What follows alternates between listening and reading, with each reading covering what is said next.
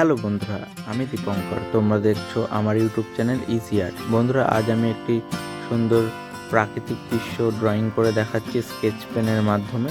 Step by step আমি করে দেখিয়েছি। তোমরা দেখো, দেখে ভালো লাগলে লাইক, কমেন্ট ও শেয়ার করো। এবং তোমরা যারা নতুন আছো আমার চ্যানেলে, তারা সাবস্ক্রাইব করে দাও এবং পাশে থাকা বেল আইকনে প্রেস করে দাও, কারণ আমি প্রতিদিন কিছু না কিছু নতুন ড্রয়িং তোমাদের জন্য আপলোড করে থাকি আমার ইউটিউব চ্যানেলে।